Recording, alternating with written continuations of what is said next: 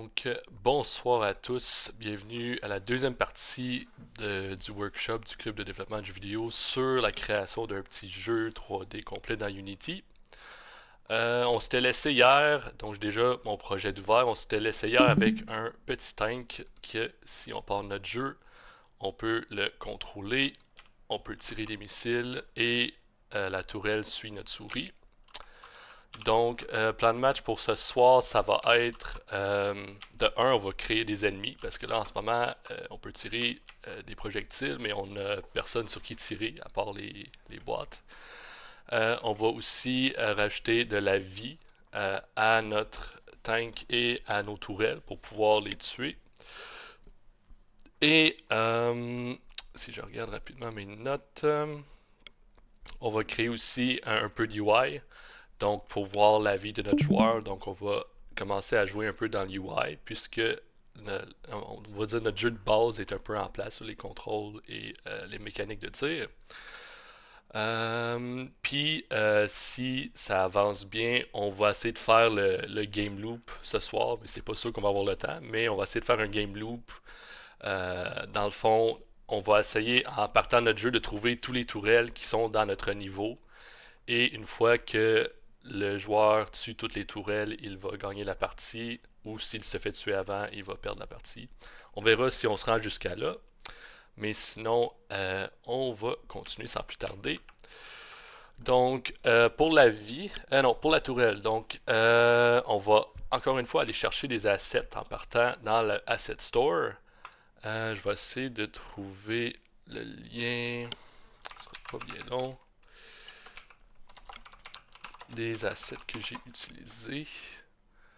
Encore une fois, il y a quand même beaucoup d'assets gratuits. Donc moi, dans mes assets, je vais juste pogner ça ici. My assets.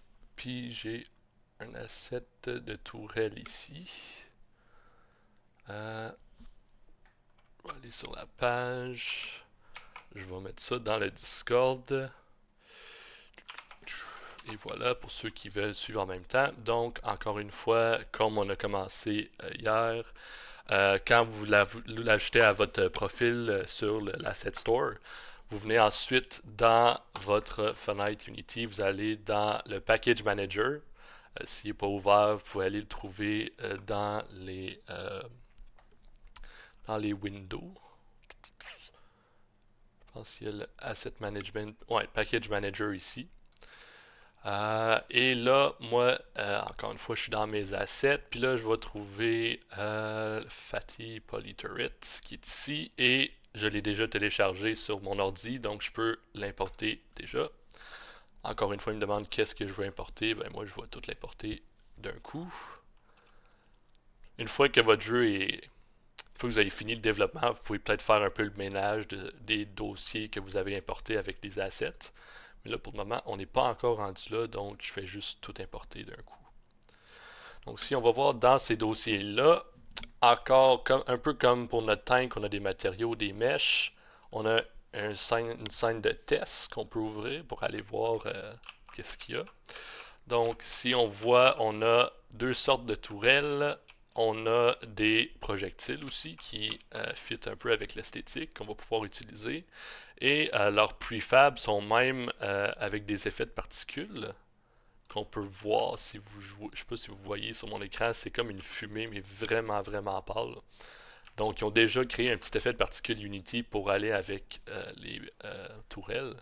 Nous autres, on va créer nos propres effets de particules, donc on n'en aura pas besoin tout de suite, mais c'est quand même intéressant. Des fois, il y a des petites surprises avec nos assets.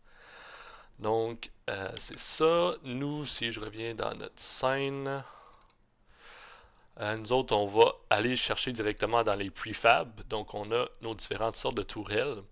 Moi, pour les tourelles, j'ai pris lui qui pointe directement. Ça va être plus facile pour tirer sur le joueur, parce que si je tire en angle comme ça, il va falloir peut-être que je contrôle l'orientation verticale du canon. Donc, on va prendre cette tourelle-là, et là, je peux aller voir dessus qu'est-ce que j'ai si je clique dessus. Donc, encore une fois, j'ai l'objet de base. J'ai une tourelle qui inclut le tout, je pense. Ouais, la tourelle, et dans la tourelle, il y a le... J'essaie de voir qu'est-ce qui est quoi. Ouais, j'ai le barrel ici qui va tourner, et la garde. Mettons que je change la rotation juste pour voir. Mettons 90. Ok, c'est ça. Donc on va pouvoir tourner la tourelle ici pour tourner tout le haut de notre... avec le canon et la garde, donc c'est parfait. On va juste par contre aller... Ok, ils nous ont même mis le point d'apparition pour notre projectile, donc ils ont vraiment tout préparé, puis même l'effet de particules est là aussi.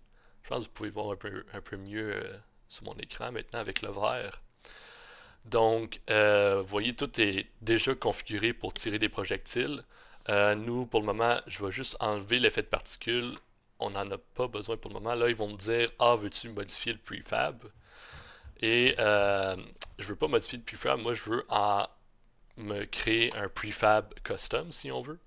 Donc, je vais aller... Ouais, d'abord, je vais fermer mes notifications de Discord, juste pour pas se faire interrompre. Et voilà. Et comme ça. Et là, c'est ça. On va, dans le fond, on peut détacher un prefab de son objet de référence. Donc, si je sélectionne la tourelle, je peux faire un clic droit dessus et je peux aller voir dans les actions prefab. Je peux, donc, on peut aller voir l'asset dans le contexte. Donc, on peut aller trouver où se trouve l'asset dans nos fichiers.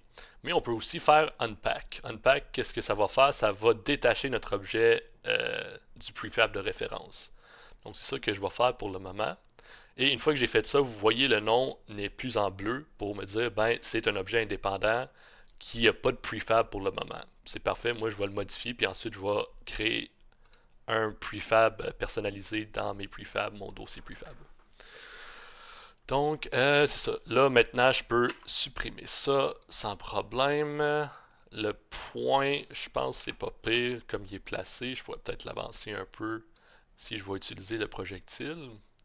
Je vais sortir le projectile en même temps, euh, juste pour avoir une référence, donc qui est déjà d'une bonne taille, quand même très visible, ce qui est parfait. Ouais, ça a quand même du bon sens. Puis tourelle qui contrôle le reste. Ça, c'est au bout du canon. Parfait.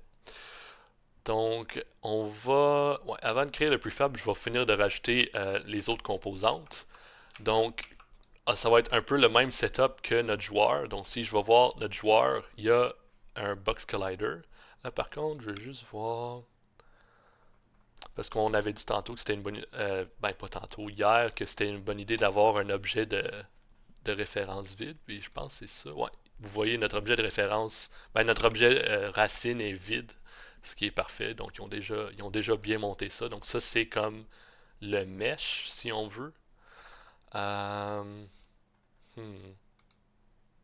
Ouais, on va laisser ça comme ça pour le moment, mais ça se peut qu'on revienne pour mettre. On pourrait dans le fond mettre ces deux objets-là dans un autre sous-objet pour, admettons, qu'on aurait le mesh et peut-être un effet de particules, donc, ou peut-être une caméra sur notre tourelle ou d'autres enfants, ben, ça serait une bonne idée éventuellement de mettre la tourelle et la plateforme dans l'objet mesh, si on veut. Un peu comme on a fait avec notre joueur, on a l'objet vide racine, on a l'objet mesh qui est parent de tous les autres éléments de mesh, et on a la caméra à un autre enfant. Mais je pense pour le moment, ça va aller. On peut laisser ça de même. Donc, si je regarde mon joueur, j'ai un Box Collider. On va faire la même chose. Donc, si je sélectionne mon objet, je fais un Add Component Collider. On va remettre un Box Collider, bien sûr. Ouais, je veux modifier les dimensions, donc on va l'avancer un peu comme ça. Quoi ça ressemble? Ok, on va le sortir un peu là, sortir un peu l'autre bord et le reculer un peu. Comme on dirait, il était un peu élevé. C'est dommage bizarre. Ok. Puis par rapport au sol, ah ok, je vais sortir de ce mode-là, ok, il est à 0. Ça, moi, ma tourelle était un peu suspendue dans les airs, ce qui était peut-être pas une bonne idée. Dans le fond, je vais le mettre à 0 au complet, juste pour que on ait une bonne référence. Puis là, je vais pouvoir bien modifier ma zone de collision, monter ça un peu. Je vais peut-être pas le faire aller jusqu'au bout. Je vais mettre ma zone de collision ici. Ouais. Comme ça. En hauteur, on va monter un peu. Parce que dans le fond, notre zone de collision va nous servir plus tard pour quand on va endommager le joueur. Ça va être si le projectile entre en contact avec notre zone de collision. Donc, important de s'assurer que la zone de collision fait du sens avec notre mèche. Donc, admettons, si j'aurais mis ma zone de collision là, ben si le projectile va juste passer à travers le canon, ce qui est peut-être pas une bonne idée. Donc, c'est pour ça que sur ma tourelle, pas le bullet, la tourelle, je vais juste ressortir un peu ma zone de collision. Voilà, on n'a pas besoin de rigid body vu que notre objet, notre tour va pas bouger. On peut juste le laisser. Le rigid body sur le joueur, c'était vraiment parce qu'on le déplaçait en passant par le component rigid body, mais notre tourelle ne se déplacera pas, donc pas besoin de rigid body. Et on va rajouter, dans le fond, il y a un script de contrôleur, donc on va faire la même chose pour notre tourelle. Donc on va ajouter un nouveau script que je vais appeler turret controller. Nouveau script, créer et ajouter. Et là, je vais l'ouvrir dans Visual Studio une fois que Unity va l'avoir compilé. Ah, ok, tous mes scripts sont là. Je vais faire un petit peu de bénage. Je vais mettre mes deux scripts dans le dossier script. J'avais dit que j'allais faire ça, mais ça a l'air que j'ai oublié mes conseils. Mes propres conseils. Donc, on va ouvrir le turret controller et on va commencer à faire du code pour le faire viser vers le joueur. Je vais juste comme ça. Donc, première chose qu'on va avoir besoin, dans le fond, sur nos tourelles, ben, nos tourelles vont avoir besoin de savoir où se trouve le joueur pour pouvoir le viser ou savoir si le joueur est assez proche pour tirer dessus. Donc, pour ça, on va garder dans notre script, on va garder une référence, private GameObject, je vais l'appeler PlayerTank, vu que ça va être le tank de notre joueur. Je vais l'initialiser quand même à nul, juste pour pas avoir d'avertissement dans la console Unity. Et là, on avait dit on faisait nos recherches d'objets dans la scène, on le faisait dans le awake, qui est appelé pendant que les scripts sont en train de se faire ajouter aux objets. Donc, on va aller chercher le void awake, comme ça. Et dans l'awake, on va associer notre objet, on va aller trouver le joueur. Et pour aller trouver le joueur, on va utiliser une nouvelle technique. Donc, on va faire un GameObject.find en utilisant les tags.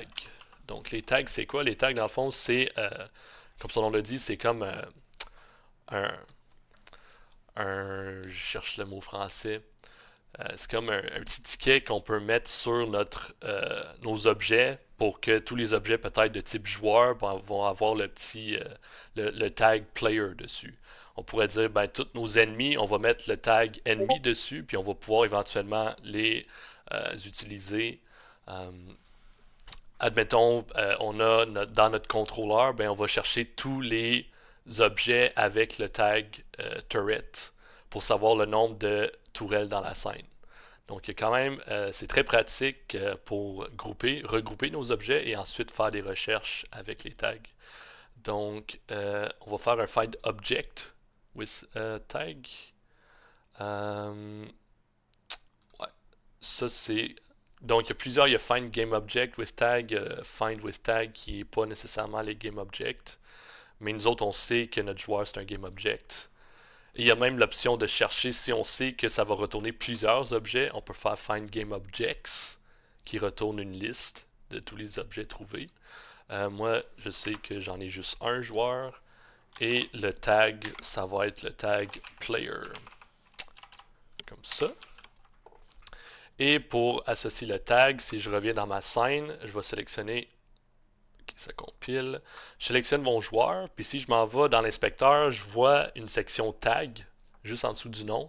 En ce moment, il est à untagged, donc il n'y a pas de tag. Si je clique dessus, Unity, par défaut, nous a donné quelques tags de départ, donc un respawn, un finish, le tag pour la main caméra, pour le game controller puis pour le player. Donc je sélectionne player.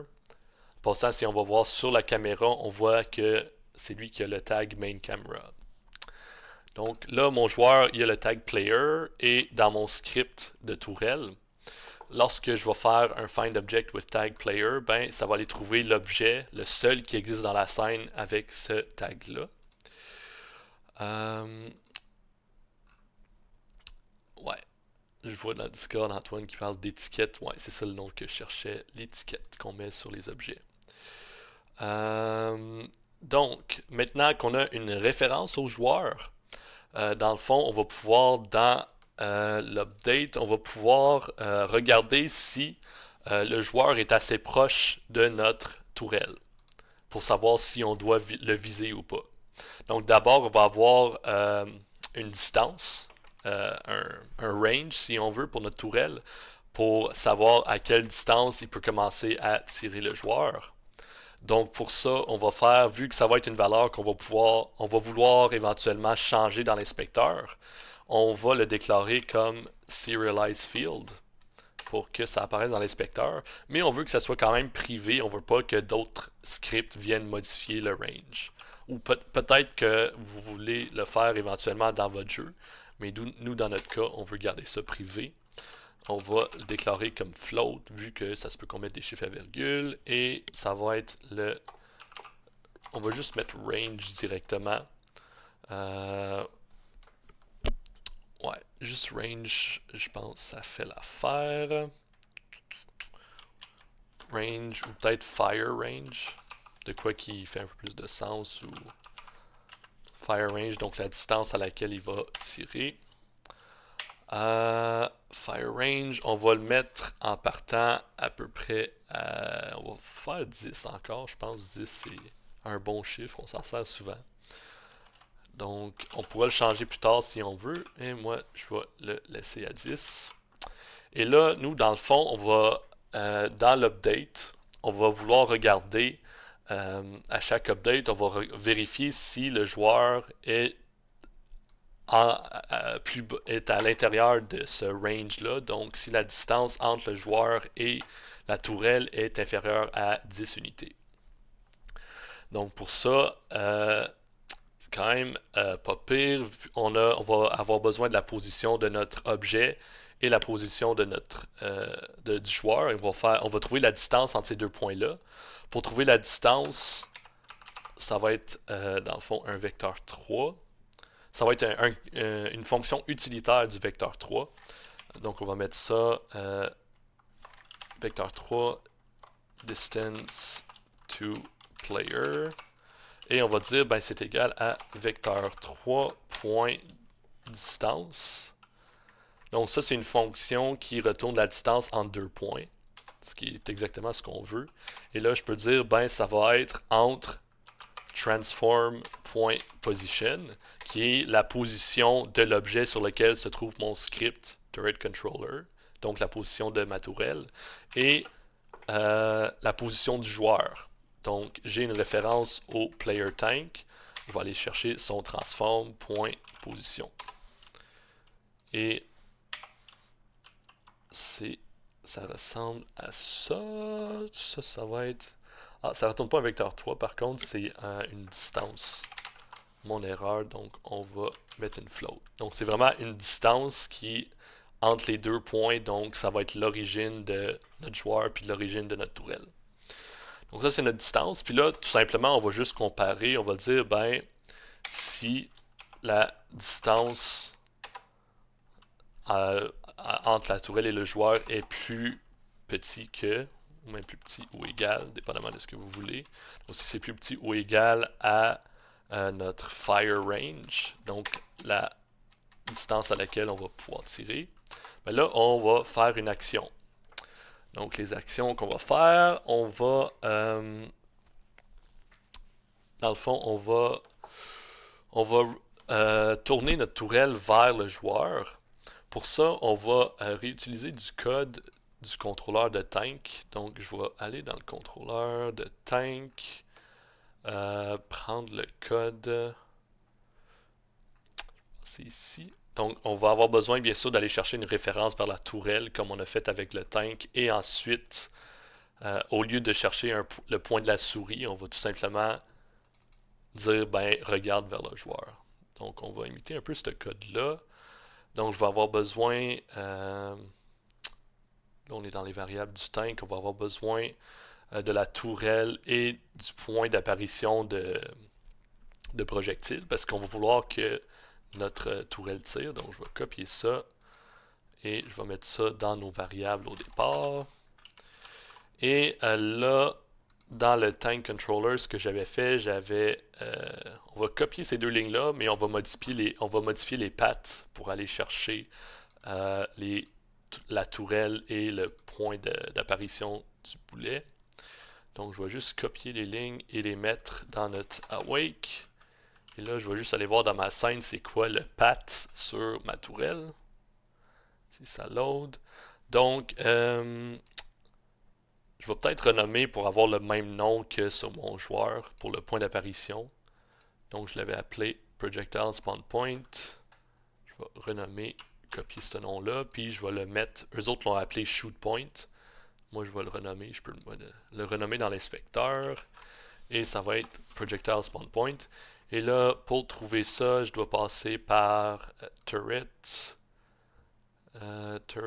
puis Cannon. Donc, je vais juste renommer ça juste pour avoir le nom. Je vais revenir dans mon script. Donc, je vais passer par... ok, ça c'est l'objet au complet. Donc, je vais passer par... Ok, j'ai besoin de le nom du parent, qui est bizarre, je pense. Fatty Cannon. Ah, ok, ouais. Non, ça va être tourelle. Ouais, ça va être turret. Cannon. Ok, c'est beau. Je pense que je vais ajuster dans le fond un peu la structure de mes affaires, là, mais c'est un peu dans le style. On va aller chercher turret slash le nom du barrel slash projectile spawn point, comme ça. Je reviens dans ma scène checker. Ouais, je passe turret, cannon, projectile spawn point. Puis pour la tourelle, ça va juste être turret directement. Donc c'est un peu, vu que l'architecture de ma tourelle est un peu différente, faut que je renomme un peu les champs. Donc on va juste aller chercher turret directement. Comme ça. Puis ça va nous donner l'objet qu'on veut tourner sur notre canon, qui est, si je modifie peut-être la rotation, c'est cet objet-là. Donc si je fais 90, ouais, c'est ça que je veux tourner. Ok, donc là, j'ai déjà préparé mon projectile spawn point, ma tourelle. Puis là, si c'est plus petit que la distance de tir, ben là, je vais retourner dans mon tank. Moi, ce que je faisais, je me créais un look at target. Je vais copier ces deux lignes-là, dans le fond. Je reviens dans la turret. Je vais les copier, les coller ici. Donc là, ce qu'on faisait, on avait créé avec le point d'impact de notre raycast, on avait pris le X et le Y, X et le Z, mais le Y qu'on avait mis à la même hauteur que la tourelle. Donc on va faire la même chose ici. Donc tout ce qu'on va changer, c'est... ok, là, vu que je vais chercher la position plusieurs fois, je vais peut-être le sortir dans une variable. Donc on va réutiliser plusieurs fois la position de notre joueur, donc je vais l'enregistrer déjà dans une variable pour pas faire plusieurs appels pour aller chercher la position. Donc vector 3, player position est égal à player tank.transform.position. Et là, je peux utiliser ce player position dans la ligne où je vais trouver la distance. Et là, je peux réutiliser la position ici. Donc, position.x et position.z. Donc ça va me donner un point où se trouve le joueur, où le Y est à la même hauteur que notre tourelle. Et là, je fais le turret.transform.rotation, je le mets à jour. Normalement, juste avec ça, ça devrait marcher. On va aller faire un test. Juste pour voir, j'aurais pas besoin du start, donc je vais enlever le code start juste pour pas polluer le code. Donc juste avec ça, si je pars mon jeu, normalement, quand je vais entrer, quand je vais me rapprocher de la tourelle devrait se tourner vers moi. Donc je vais juste sortir du range en partant. Je vais mettre mon joueur genre ici. Puis là, si je pars mon jeu, donc là, je peux tourner. Puis là, dès que je me rapproche, on voit la tourelle commence à viser le joueur.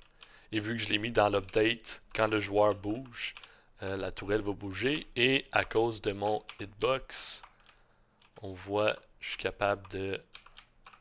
capable de passer à travers dans le fond. Et je suis capable de passer à travers le bout du canon, ce qui est un peu louche. Peut-être mettre à jour la zone de collision. Bizarre, c'est peut-être parce que... Bizarre, je sais pas pourquoi ça passe à travers. Ça arrête à la base de la tourelle, mais on dirait que le canon... ça n'a pas l'air de le déranger. Ça devrait pas être dans le fix update au lieu de update. Non, parce que c'est pas de la physique. Vu que c'est pas de la physique, on n'a pas besoin on n'a pas besoin de garder un delta time fixe. Donc on peut mettre ça dans l'update, puis si jamais nos FPS changent, ben on va quand même suivre. On n'a pas besoin dans le fond d'avoir un update constant pour changer la position de notre tourelle. Fixed Update, c'est vraiment, normalement on l'utilise vraiment juste pour tout ce qui est physique, où on veut que la simulation se déroule avec des mises à jour régulières. Mais pour tout le reste, d'habitude, on utilise Update. Donc pour tout ce qui est vérifier l'input, ici pour virer la tourelle, ça implique pas la physique, donc on peut juste le mettre dans le Fixed Update. On peut juste le mettre dans l'Update, désolé. Donc là, j'ai une tourelle qui pointe vers mon joueur. Et là, ce que je pourrais faire pour le fun, c'est...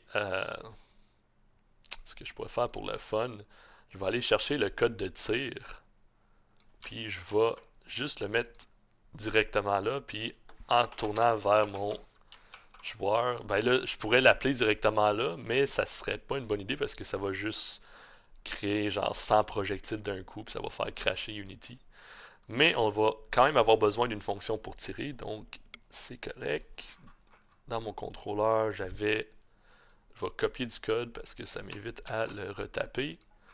On va spécifier un projectile pour notre tourelle qu'on va pouvoir mettre dans l'inspecteur. C'est pour ça que je l'ai mis sérialisé. Et là, mon projectile ne chiale pas. Et là, au lieu de... Là, la tourelle, on va pas le mettre sur un input, donc on va pas le faire quand on clique. Nous autres, on va mettre dans le fond un cooldown quand la tourelle peut tirer. Donc pour ça, si je vais voir, on va mettre un cooldown dans le fond. On va le mettre aussi visible dans l'inspecteur parce qu'on veut justement que, admettons qu'on veut jouer un peu pour voir qu'est-ce qui est une bonne cadence de tir. On va pouvoir le modifier dans l'inspecteur. Donc, ça va être un private float parce qu'on peut mettre des chiffres à virgule. Fire cooldown. Et on va le mettre à 3 secondes en partant. Et là, la façon de gérer les cooldowns dans Unity, on va avoir besoin d'une autre variable. Ça va être juste une variable pour tenir compte du temps qui est passé. Donc, ça va être une autre variable privée, float, puis ça va être fire timer, parce que ça va être notre variable qui tient compte du temps qui est passé depuis le dernier tir. Et on le met à 0 en partant. Donc ça va faire en sorte que en partant, notre joueur, la tourelle va pouvoir tirer. Donc là, on a nos variables qu'on a besoin. Donc, on va mettre, dans le fond, ça c'est le code qui vérifie si le joueur est assez proche, on peut tirer dessus. Et là, on va mettre un autre if, dans le fond. Ouais, les if imbriqués, j'aime pas vraiment ça. Ouais, ce qu'on va faire dans le fond, on va changer un peu le code. On peut peut-être faire des early return. Non, on va laisser ça de même. On va laisser ça de même. Donc, if, dans le fond, on va vérifier si le timer est inférieur à 0. Donc, si c'est à 0 ou inférieur à 0, donc si fire timer est inférieur à 0, on va pouvoir tirer sur le joueur. On va appeler la fonction fire qui va tirer le projectile.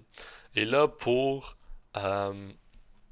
repartir notre timer, ben, on va dire le timer est égal à le cooldown. Fire cooldown. Comme ça. Et là, en ce moment, si on fait ça, ça va juste, la première fois qu'on roule, ça va le mettre au cooldown. Mais nous autres, on veut qu'au fur et à mesure que le jeu avance, on veut que notre timer diminue. Donc pour ça, et ça, peu importe si notre joueur est proche ou non.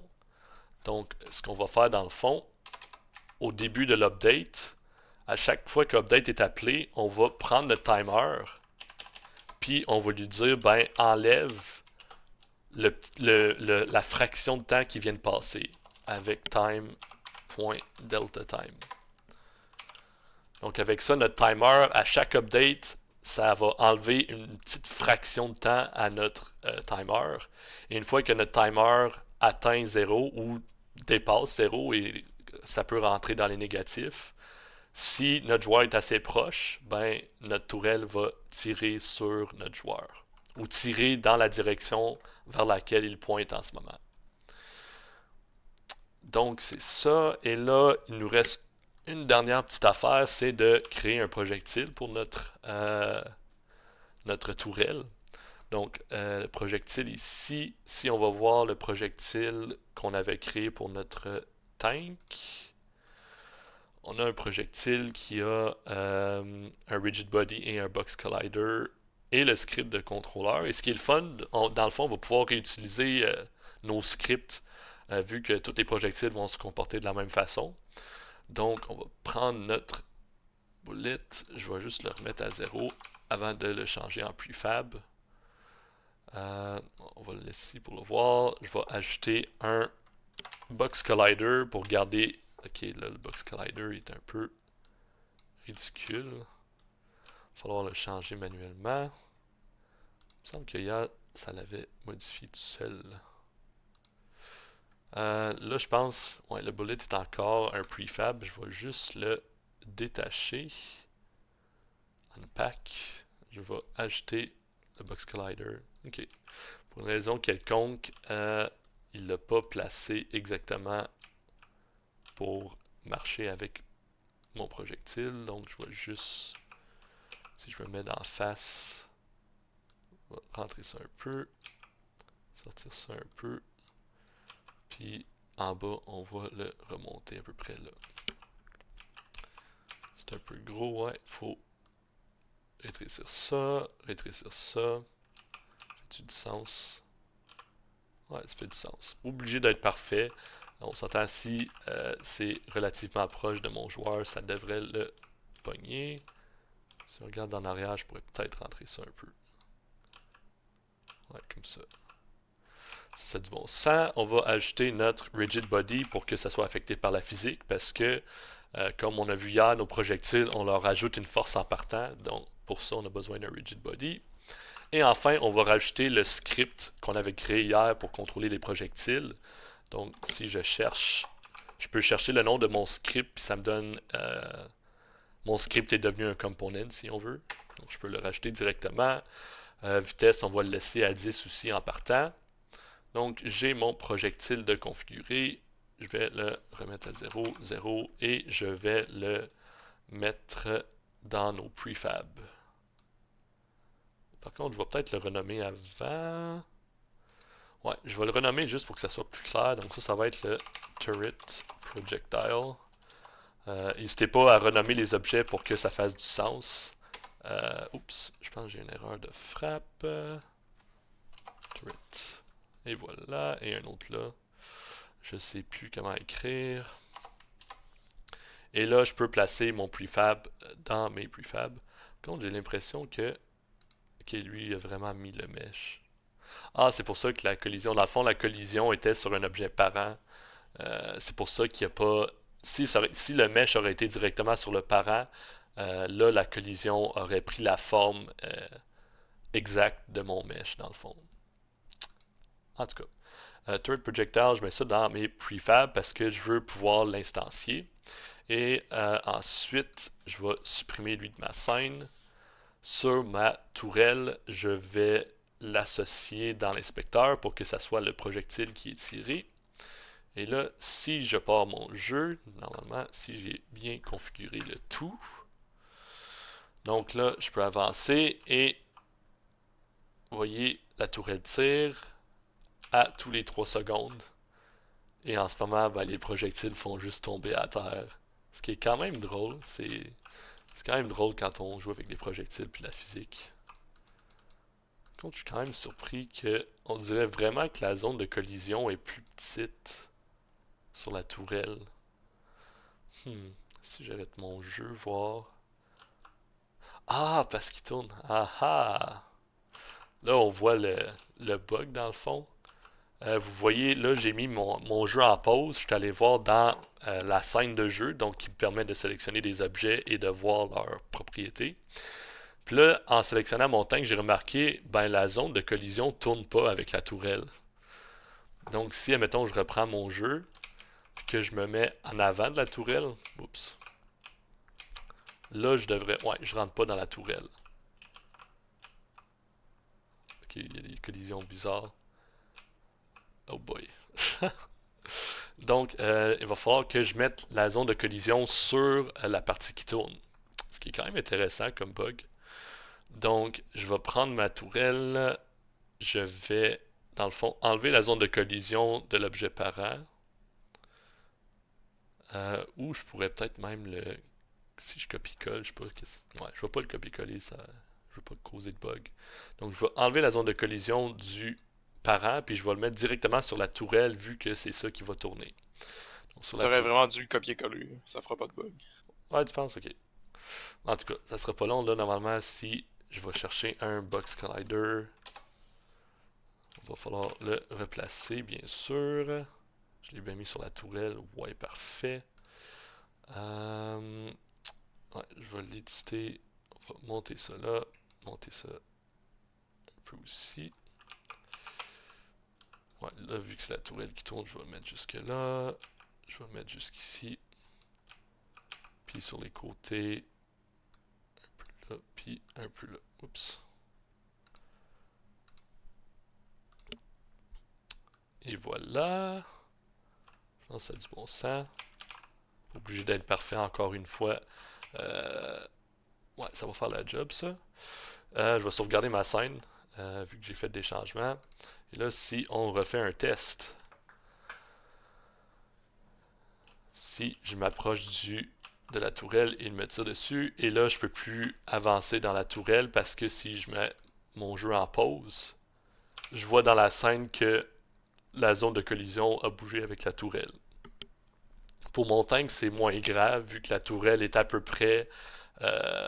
ça sort à peine du tank, donc c'est moins grave. Mais là, pour mon canon, pour la tourelle, vu que le canon sort quand même assez loin, il fallait mettre la zone de collision sur la tourelle directement.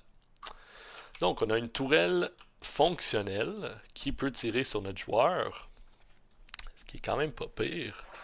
Là, ce qu'on va faire, peut-être juste voir à date, est-ce que tout le monde suit, est-ce que ça va trop vite, pas assez vite, avant de s'embarquer dans tout ce qui est la vie de nos objets.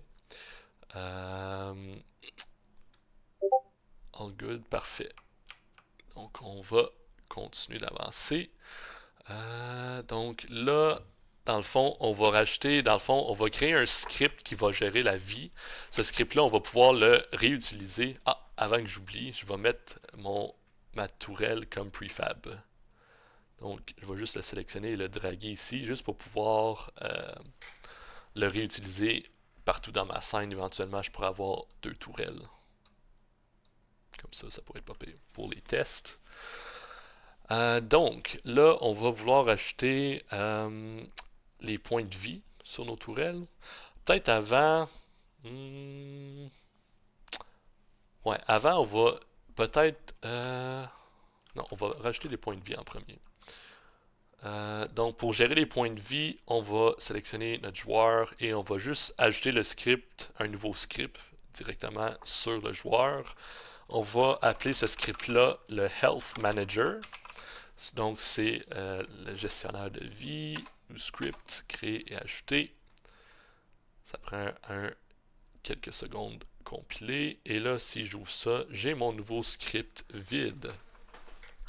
Donc, dans ce script-là, ben, qu'est-ce qu'on s'attend à avoir? Ben, on s'attend à avoir d'abord 2 variables. Donc, on va sérialiser ces variables-là parce qu'on va vouloir les modifier.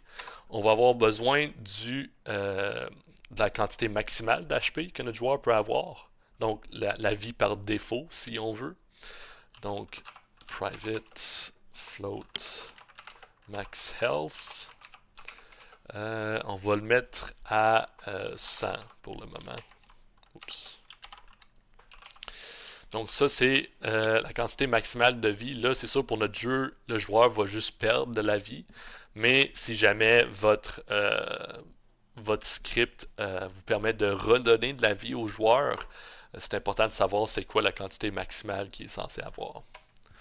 Et ensuite, notre deuxième variable, ça va être serialize field. Ça va être la vie courante de notre joueur. Donc, private float. Je vais juste mettre health parce que on va savoir c'est la vie courante. On va le mettre à 0 en partant. Et là, vu qu'on a mis à 0, première chose qu'on peut faire, ben, en partant le jeu, on va faire ça déjà. La vie du joueur ou de l'objet qui a le script va être égale au maximum point de vie qu'il peut avoir en partant. On va déjà faire ça. Et ensuite, on n'aura pas besoin d'update. On ne va pas faire des vérifications à chaque frame, pas besoin. Par contre, on va créer une fonction et cette fonction-là va être publique parce qu'on va vouloir l'appeler d'autres scripts. Donc, ça va être une fonction publique, void, parce que ça ne retourne rien, et ça va être une fonction qui s'appelle take damage, donc prend du dommage. Et on va passer en paramètre à cette fonction-là la quantité de dommages qu'on veut appliquer, donc damage amount. Donc, on a notre fonction, et maintenant, on va, ce qu'on ferait rapidement, si on veut, ouais, peut-être health, on va mettre current health, juste pour que le nom soit plus significatif. Donc, la vie courante. Et là, quand on prend du dommage, ben, qu'est-ce qu'on fait? Ben, notre vie courante, on va lui soustraire ou enlever. Moins égal. Vite de même, ce qu'on ferait, ça serait moins égal la quantité de dommages qui est appliquée. Ça serait short and sweet, la façon très facile de faire. Par contre, on va ajouter quelques contraintes. D'abord, là pour le moment, on a juste cette ligne-là, mais on va avoir éventuellement plus de code. Donc, une bonne idée pour nous, ça serait, ben, si le joueur n'a plus de vie, ça serait stupide d'enlever de la vie au joueur. Puis vous allez voir plus tard, on va avoir un élément d'interface à mettre à jour. Donc, ça serait stupide de mettre à jour l'interface si la vie du joueur n'a pas changé. Donc, on va rajouter d'abord une condition pour voir, ben, est-ce que, pour une raison quelconque, est-ce que le dommage qu'on veut appliquer est égal à 0? Si c'est le cas, pourquoi continuer? Ça fait pas de sens. Ou est-ce que la vie courante du joueur est plus petit ou égal à 0? Donc ça, c'est des cas limites où ça ferait pas de sens continuer. Donc, vu que ça fait pas de sens continuer, ben on va faire un return. Return, dans le fond, ça va sortir de la fonction sans exécuter les prochaines lignes. Un early return qu'on appelle. Donc, ça nous permet de, si le dommage qu'on veut appliquer est 0, ou si le joueur a tout simplement plus de vie, ben ça ne vaut pas la peine d'enlever de la vie et plus tard mettre à jour l'interface. Donc c'est ça. Et un autre truc important, plus ou moins important, mais pour nous autres, ça va être important parce qu'on va utiliser la vie courante pour mettre à jour l'interface. Donc, ça va être important de s'assurer que la vie du joueur est jamais plus bas que 0, puis jamais plus haut que 100. Donc, pour ça, il y a une fonction utilitaire de la mathématique, donc mathf, et on peut clamper. Donc, clamper, c'est vraiment mettre une limite aux deux extrémités, là, donc un minimum et un maximum que ma vie courante va pouvoir avoir. Et point clamp, dans le fond, on va dans le fond, ce qu'on peut faire, on va pogner current health moins damage amount. Donc si on regarde la fonction, ce que ça fait, il faut spécifier la valeur qu'on veut limiter.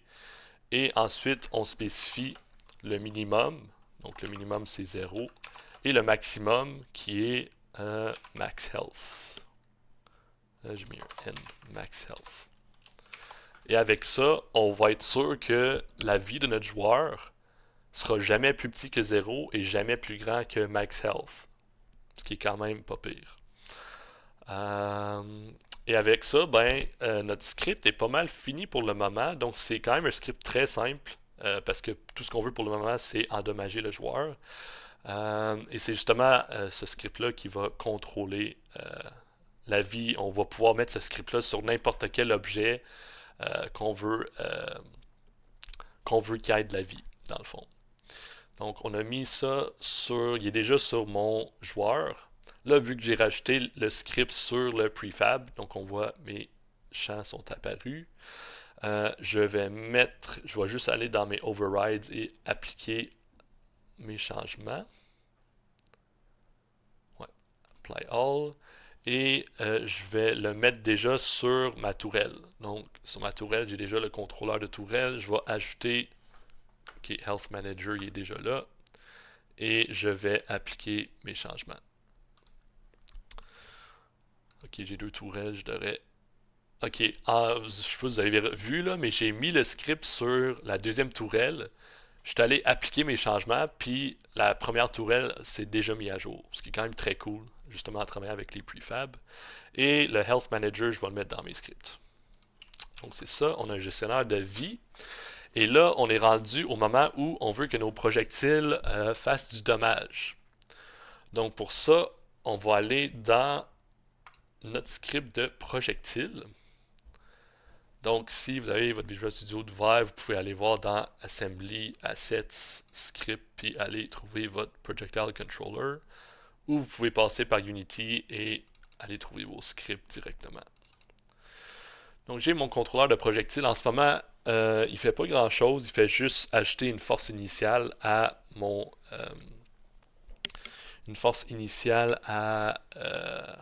mon projectile pour que ça ressemble à un projectile. Moi, dans le fond, je vais ajouter une fonction ici qui va dans le fond être appelé quand il va se produire une collision entre mon projectile et un autre objet. Donc ça, c'est une fonction qui existe déjà dans Unity. Donc void on collision enter.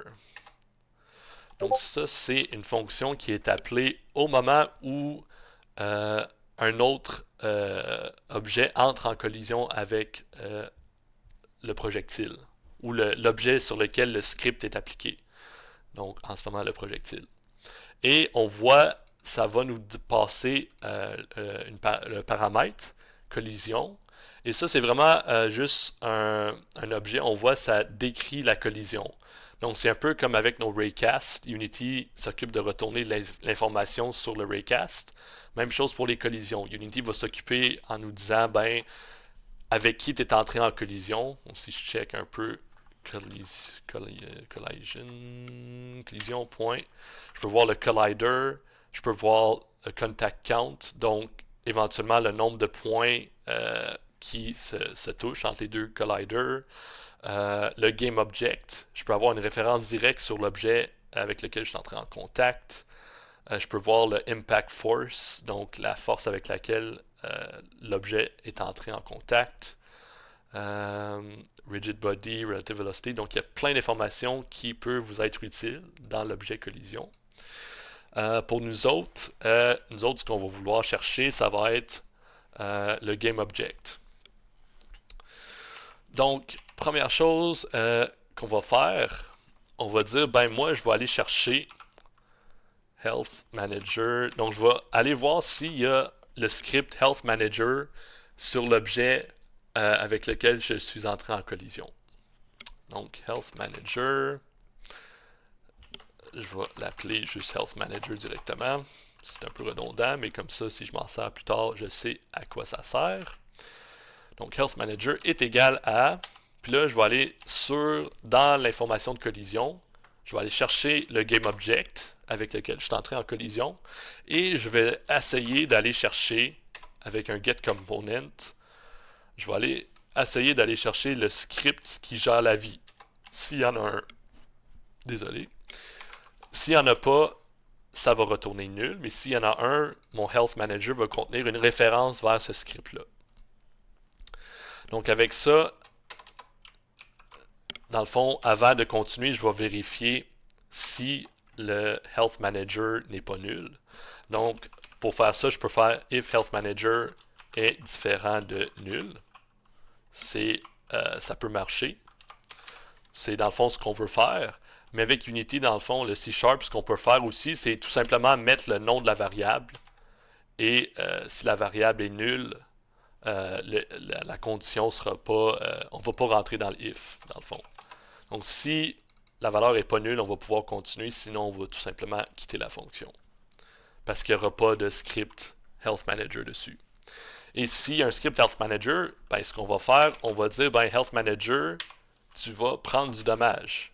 Donc, vous voyez, je peux appeler la fonction takeDamage et je peux lui passer une quantité.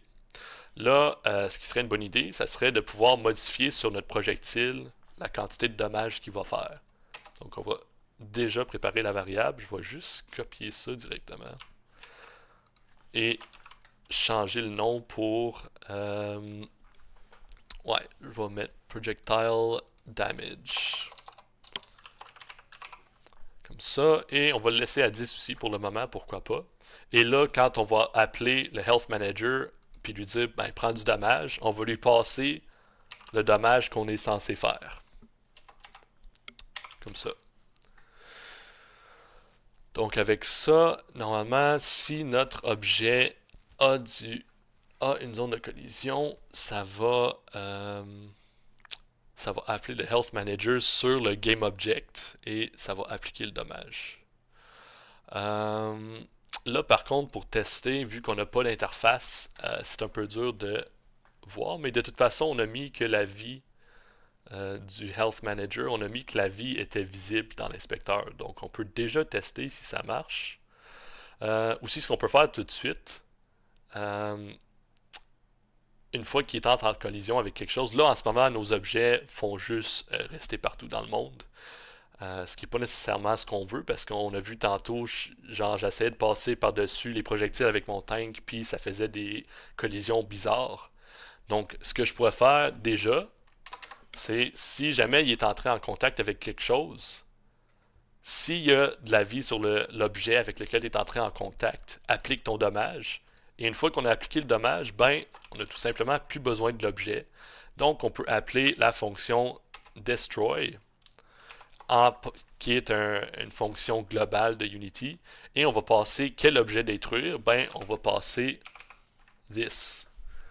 Non, il faut passer un GameObject. Donc, this, c'est-tu un GameObject? Tu peux juste passer GameObject. Ouais, ça, je peux passer. On pourrait passer this, mais this, ça va être le script. Donc, on va passer GameObject directement, qui est une référence vers le GameObject, le projectile, dans le fond. Donc, ça ressemble à ça. Je sauvegarde mon script, je reviens dans Unity. Ça va compiler brièvement. Et là, si je pars mon jeu, je vais avancer. Je vais me faire tirer dessus.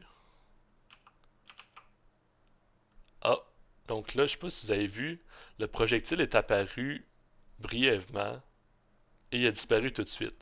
Ça, dans le fond, c'est un problème de collision. Mais si, admettons, je tire la tourelle, là, je vais mettre en pause, je vais aller voir sur ma tourelle ce qui se passe. Ok, il n'a pas pris de dommages. C'est une affaire de collision. C'est peut-être une affaire de collision.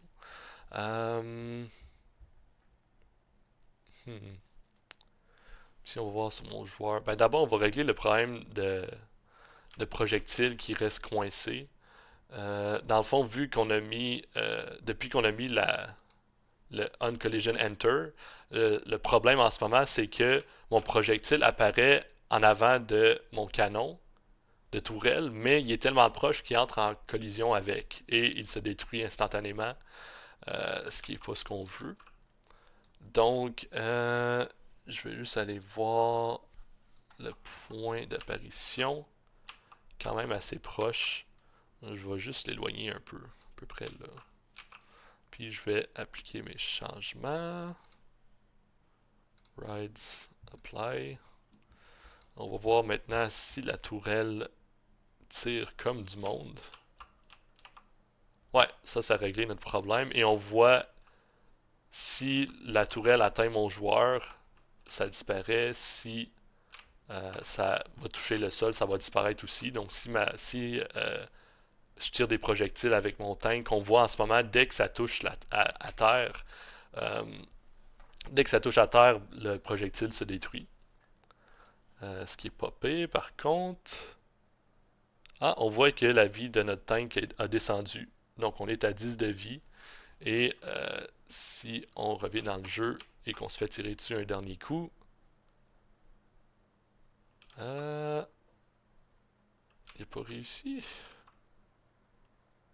Un petit bug intéressant.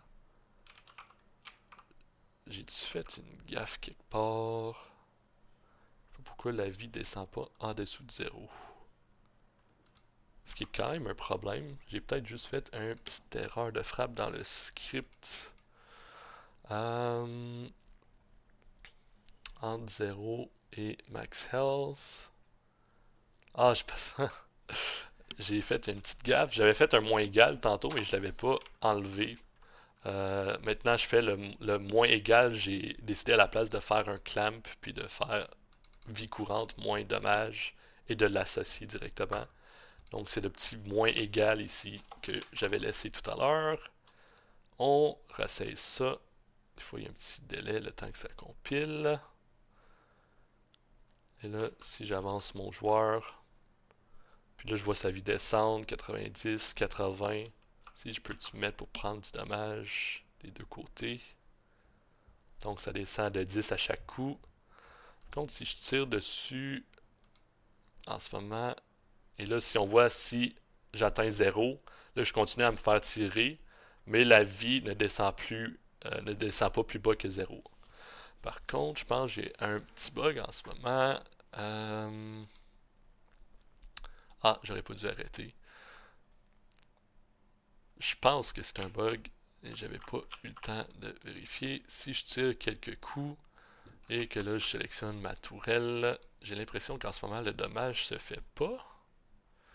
Ouais, le dommage se fait pas. La raison pour ça, c'est que la zone de collision est sur l'objet enfant.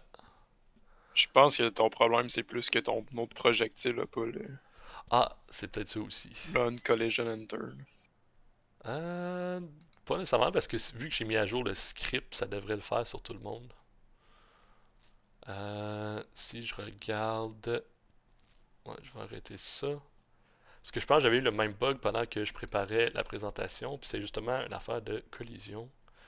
Plate turret, prefabs, projectile, projectile speed de 20, dommage de 10. Projectile speed de 10, damage de 10. C'est correct. J'avais eu ce problème-là, puis je pense que c'est un problème, dans le fond, quand il y a des collisions euh, à l'intérieur ici. À moins que c'est un petit bug. J'ai trouvé pourquoi. Faudrait que je vois dans le fond Pas comment. parce que ton collider il est sur la tourette, puis ton script de vie est pas sur la tourette, genre. Ouais, Il me semble que ça serait genre une bonne raison pourquoi ton bug ouais. arrive. Je pense que c'est ça. C'est ça. Là, il Ouais. faudrait juste que je vois comment j'avais réglé le bug dans mon autre projet. Mets le Health Manager sur ta tourelle, puis tu vas pas avoir ce problème. Sur la. Descends le component Health Ouais, Manager, le script, descends-le sur turret, puis tu vas ouais. pas avoir le problème. C'est vrai, ça va être Normalement. un fixe rapide. Donc, on va l'enlever de l'objet parent, puis le mettre directement où se trouve la collision, dans le fond. Ouais, puis là, je vais appliquer mon changement pour que ça soit appliqué à toutes les tourelles. Et là, si je pars, on va aller tester rapidement ça. 2. Puis là, si je pose, je vais aller voir ma tourelle. Ouais, la vie est descendue. Donc, c'est vraiment, il faut que le script soit sur le même objet que la collision, dans le fond. Parce que dans le fond, quand notre projectile touche la zone de collision, il essaie de trouver le script sur l'objet qui avait cette zone de collision-là, dans le fond. T'sais, si tu retournes dans le Health Manager, là, si Bernard n'avait pas fait le code, le if, dans c'était pas dans le Health Manager, excuse, c'était dans la collision. Si Bernard n'avait pas fait le if pour savoir s'il y avait un Health Manager ici, ça aurait fait une erreur dans la console quand il aurait shoté ça. Là. Ouais, on pourrait tester justement pour donner un peu l'exemple. Donc si j'enlève ces lignes-là, puis que j'assume que mon objet va tout le temps avoir un Health Manager, on va arrêter le jeu une fois que ça a compilé. Donc là, si je pars, on va voir, c'est quand même très facile à tester. J'ai juste à tirer à terre. Là, on voit, il y a une erreur qui est apparue dans la console. Et le jeu n'a pas craché, mais ça me dit, hey, on n'a pas trouvé d'instance. Ben, il dit même à quelle ligne ça se trouve si je clique dessus. Il me dit ici, ben, il y a un problème. Il n'a pas réussi à caller take damage sur reference not set, donc ça veut dire que mon health manager est nul parce que j'ai pas mis de vie sur le plancher. Et on voit justement, vu que c'est arrivé, donc mon jeu n'a pas crash, mais l'exécution de la fonction est arrêtée là. Il n'a pas été plus loin pour détruire l'objet. Parce que si je reviens dans mon jeu et que je continue. Oups. Si je tire, on voit que mes projectiles restent à terre. Parce que justement, la fonction a craché en essayant d'accéder au Health Manager et la destruction de l'objet, c'est pas fait. Donc c'est pour ça que c'est important de gérer les edge cases dans le fond, les cas où ça se pourrait qu'il n'y en ait pas de Health Manager avec notre petit if comme ça. Merci pour la précision, Antoine. Donc, avec ça, on a de la vie qui marche, qui est quand même pas pire, et on détruit nos objets. Ce qui est pas pire aussi. C'est sûr que idéalement vos projectiles, là en ce moment, je m'assure de toujours avoir un terrain autour, mais éventuellement, on pourrait détruire notre projectile si jamais ça fait trop longtemps que le projectile existe dans le monde. Parce que, admettons, dans mon cas ici, si je m'en vais tirer dans le vide, mes projectiles vont jamais toucher rien et vont juste tomber à l'infini dans le vide. Ce qui est peut-être pas une bonne idée. Si jamais on est en train de jouer le jeu, par erreur on tire dans le vide, ben le projectile va juste tomber à l'infini puis éventuellement faire crasher Unity qui essaie de simuler de plus en plus loin dans le vide la physique. Donc ce qu'on pourrait faire, c'est je pense qu'on peut faire un destroy avec le temps. Si on regarde destroy, dans le fond, il y a différentes valeurs qu'on peut passer. Et il y a le destroy justement qu'on peut juste passer un objet à détruire instantanément. Mais il y a aussi un destroy où qu'on peut passer un float qui est une durée de temps pour détruire l'objet. Donc ce qu'on pourrait faire, c'est que dans le start, on pourrait dire ben tu vas détruire cet objet, tu vas détruire l'objet après un certain bout de temps. Là, je pourrais mettre peut-être on va mettre 10 pour le moment. Ça, c'est un cas qui devrait jamais arriver, mais on veut quand même couvrir toutes les... Admettons qu'on aurait mal géré nos collisions. On aimerait quand même ça détruire l'objet après un certain moment. Donc j'ai mis 10 juste pour être sûr que le projectile ne se détruit pas pendant qu'il est en train de se faire tirer. Et là, on peut aller tester rapidement. Là, ma console s'éclaire. Et si je m'en vais, admettons, je décide, je veux plus tirer sur mes tourelles, je vais aller ici. Je vais tirer dans le vide. On voit en ce moment, il y a mon clone ici qui tombe dans le vide pendant un certain moment. Et normalement, après 10 secondes, on voit l'objet se détruit. Donc, ça enlève de la hiérarchie. Donc, ça permet d'éviter si jamais il y a des problèmes de collision puis que mon script, ben, ma fonction onHit ne se fait pas appeler, ça va détruire automatiquement l'objet après un certain moment. Donc, dépendamment de comment vous gérez vos objets, c'est quand même intéressant des fois de mettre un lifetime, donc une durée de vie, et de le détruire après cette durée de vie-là. Éventuellement, on pourrait mettre la valeur sérialisée pour le modifier nous-mêmes. Vous pourrez le faire si vous voulez. Moi, je vais juste laisser ça de même pour le moment.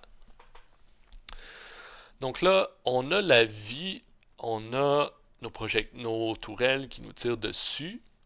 Là, pour le moment, on voyait l'inspecteur, on voyait la vie descendre dans l'inspecteur.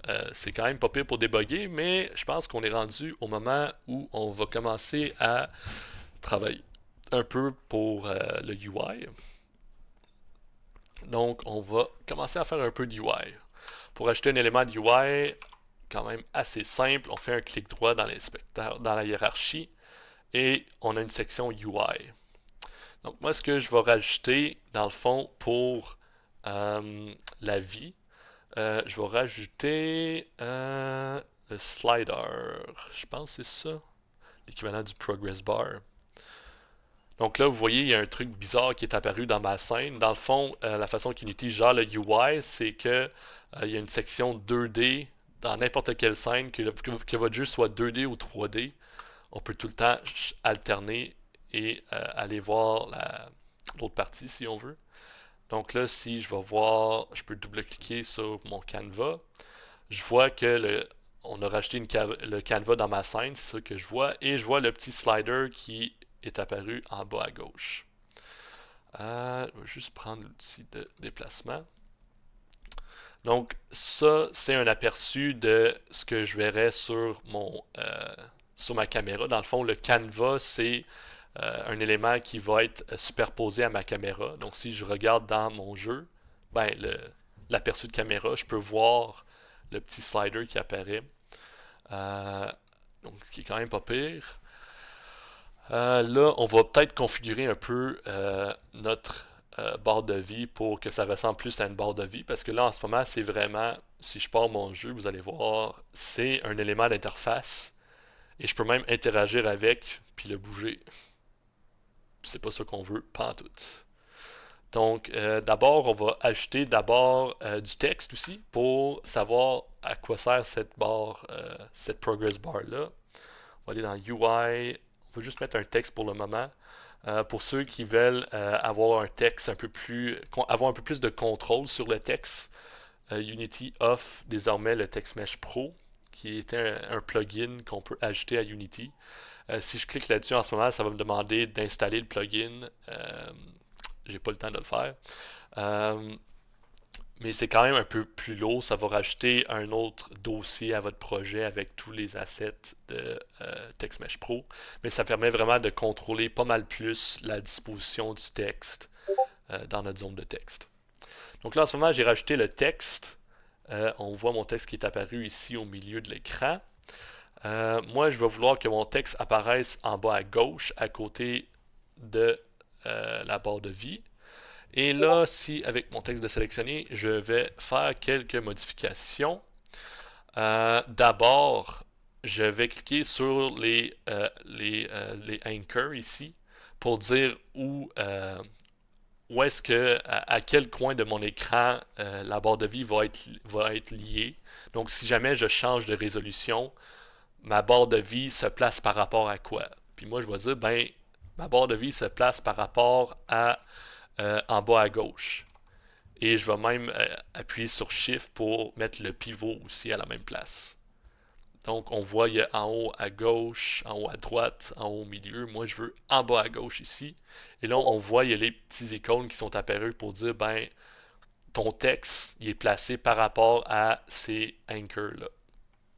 Si vous ne comprenez pas, c'est pas plus grave, là, faites juste faire comme je fais en ce moment, mais éventuellement, quand vous travaillez avec différentes résolutions d'écran, c'est quand même. Vous allez devoir y penser éventuellement où placer vos anchors de texte ou d'éléments. Donc, j'ai placé mes anchors. Là, on peut voir, il y a une section texte. Je peux dire qu'est-ce qui va être affiché. Moi, je vais appeler ça Health avec un petit 2 points. Là, en ce moment, c'est vraiment petit et en noir. On va changer ça. On va mettre 40.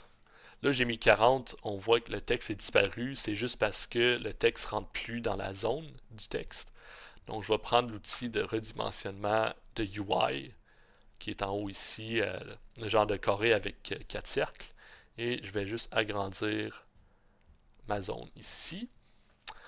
Et là, le texte en noir, ça apparaît pas tant. Moi, je vais mettre la couleur, je vais le mettre en vert, vu que ça va être la vie. En vert comme ça. Je vais le mettre centré dans ma boîte de texte. Je peux même le centrer par rapport à ma zone de texte aussi, comme ça. Ouais, à peu près comme ça. Je peux toujours le déplacer un peu. Moi, je vais le mettre à peu près là. Et je vais le mettre... je pense que je peux le mettre en gras pour que ça apparaisse encore un peu plus. Si je vais voir un aperçu... Ouais, je pense que c'est du bon sens. Ça paraît quand même par-dessus le vert, je vois quand même le texte et ça paraît quand même bien. Donc ça, c'est mon texte. Et là, je vais travailler un peu sur mon slider. Le slider, même principe, tous les éléments d'interface, on peut choisir leur anchor. Donc, à partir de quel point, c'est quoi leur référence, dans le fond. Si la scène change, donc je vais tout setter. Je vais cliquer là-dessus, appuyer sur Shift en même temps pour placer le pivot aussi à la même place. Je vais changer un peu les dimensions. Moi, je veux que ça soit un peu plus grand. Là, vous voyez, en changeant la dimension, ça a changé la taille du petit icône qu'on peut glisser. C'est pas grave, on va enlever l'icône dans pas long. Donc, ça dérange vraiment pas. Je le place à peu près là. À peu près là. Donc, j'ai placé mon slider. Je vais... ça, c'est les couleurs si mon slider peut être sélectionné. Dans le fond, si vous allez passer par-dessus, on peut changer la couleur. Une fois que vous enfoncez dessus, vous pouvez mettre une autre couleur. C'est vraiment comme des boutons, dans le fond.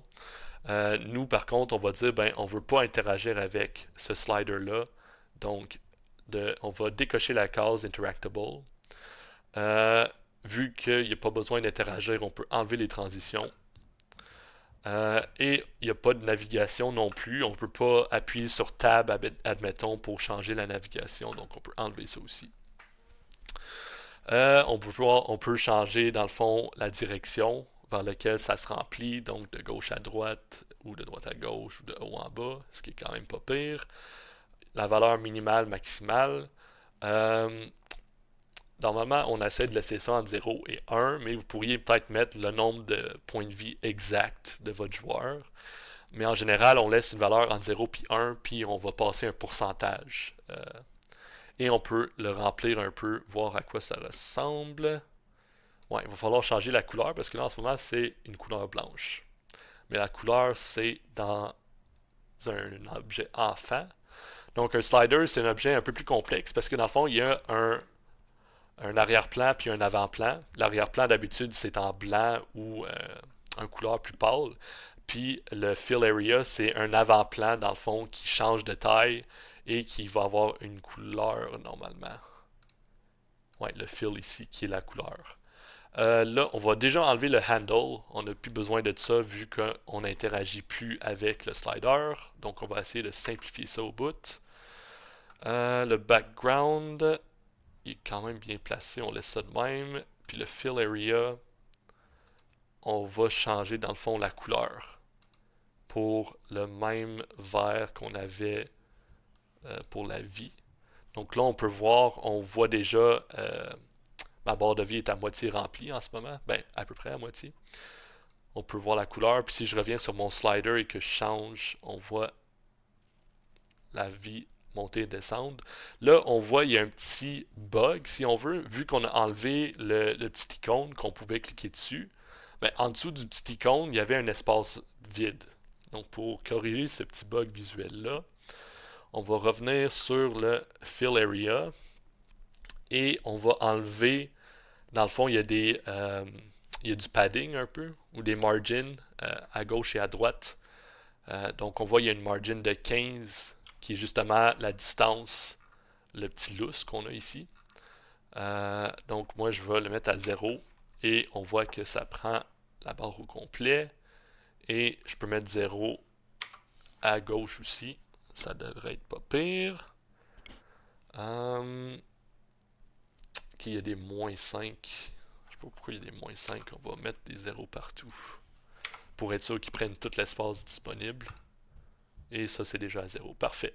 Donc avec ça, on a une barre de vie qui est déjà pas mal mieux, qui ressemble plus à une barre de vie. Vous pouvez changer plein d'autres affaires. Vous pouvez même changer l'apparence de votre barre de vie si vous voulez. Avec les... dans le fond, vous pouvez mettre des images au lieu de juste mettre...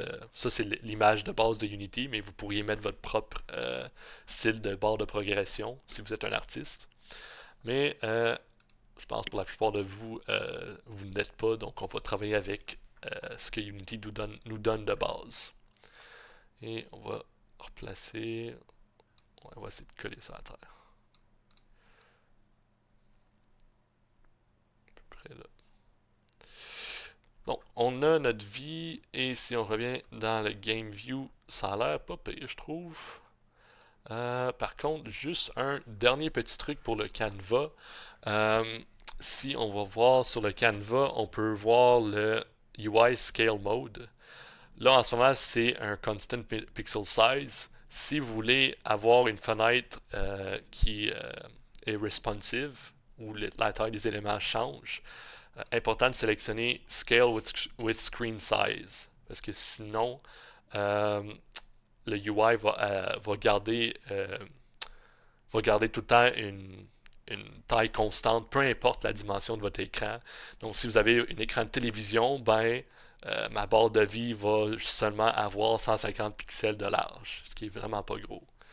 Donc, important de prendre votre canevas et de sélectionner Scale with Screen Size. Là, on voit déjà, ça fait un petit changement. Si je reviens dans le jeu, okay, ça a pris plus de place, justement. Donc, on aurait peut-être dû le modifier avant, mais je pense que c'est quand même pas pire. Ça permet aux joueurs de voir plus clairement. Mais avec ça, si je change la dimension de mon écran, donc, mettons pour du 16-10, ça va changer. Si je fais du 16-9, genre, ça va s'adapter en fonction de la taille. Et je vais laisser à Free Aspect. C'est encore plus visible dans le fond si vous faites un build de votre jeu où on n'a pas l'éditeur autour. C'est encore plus apparent si c'est une dimension constante. Donc on a notre barre de vie. Et là, en ce moment, ben, notre barre de vie ne fait pas grand-chose parce que c'est juste un élément de UI. On ne l'a pas encore lié à rien. Donc, je vais juste le renommer avant parce que slider, ça nous dit rien. Je vais l'appeler health slider. Je vais regarder slider dans le nom juste pour savoir c'est quel type d'élément UI. Mais je vais quand même dire à quoi sert ce slider-là. Et là, dans le fond, ce qu'on va faire, on va associer... ouais, on va associer... on va aller dans notre... dans le fond, on va contrôler la barre de vie directement dans notre Health Manager. Mais on va pas le faire sur n'importe quel objet, on va le faire juste sur le joueur. Donc, pour contrôler le slider, on va d'abord enregistrer une référence en partant le jeu.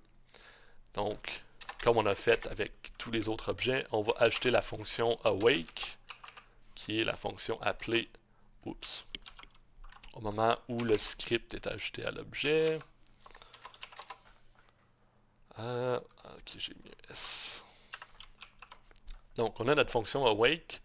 On va, dans le fond, garder une référence vers notre élément de UI. Donc, ça va être un private slider.